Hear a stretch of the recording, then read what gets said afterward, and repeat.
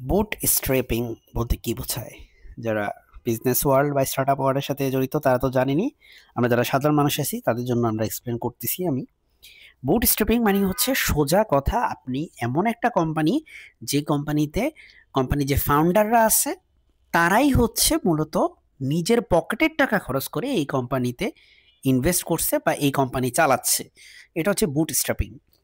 So যদি এমন হয় যে অন্য কোনো ইনভেস্টর বাহিরের কাউকে দিয়ে আমি আমার কোম্পানিতে তাকে একটা নির্দিষ্ট ইকুইটি বা শেয়ারের বিনিময়ে আমি কোম্পানিতে ইনভেস্ট করাইছি, বা আমি হচ্ছে ঋণ নিছি, ঋণ নিয়ে আমি হচ্ছে কোম্পানিতে ইনভেস্ট করছি, এগুলা হচ্ছে বুট স্ট্রিমিং এর ক্যাটাগরিতে পড়ে না। বুট স্ট্রিমিং বলতে বোঝায় এমন একটা কোম্পানি যেটা সিরিয়াসলি হচ্ছে শুধুমাত্র যাদের কোম্পানি বা যারা ফাউন্ডার এখানে আছে বা কো ফাউন্ডাররা আছে তারা হচ্ছে নিজের পকেটে টাকা খরচ করে তারা হচ্ছে এই কোম্পানিতে ইনভেস্ট করছে এবং কোম্পানিটা এভাবেই রান করতেছে।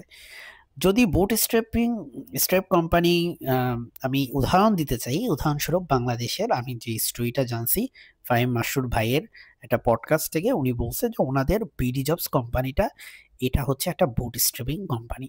কেন বুট স্ট্র্যাপিং কোম্পানি এখন আর নাই সেটা, বাট একসময় ছিল।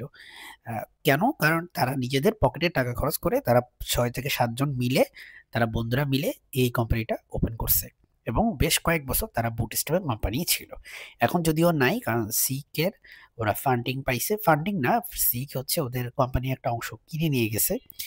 সো এখন আর বিডি জবসকে বুটস্ট্র্যাপিং কোম্পানি বলা যাবে না। ঠিক আছে? সো বুটস্ট্র্যাপিং কোম্পানি হইলে আপনার ইনভেস্টররা অনেক মানে আগ্রহী হয়। কেন আগ্রহী হয়? বিকজ বুটস্ট্র্যাপিং কোম্পানি মানে কি, যে কোম্পানি ফাউন্ডাররা সম্পূর্ণ নিজের টাকা, পকেটের টাকা খরচ করে এই কোম্পানিতে ইনভেস্ট করছে। So isn't that great? Bank loan নেয় নেই বা অন্য কারোর কাছ থেকে, কোনো ইনভেস্টরদের কাছ থেকে ধার নেই, সরি, ইনভেস্টিং বা ফান্ডিং নেয় নাই।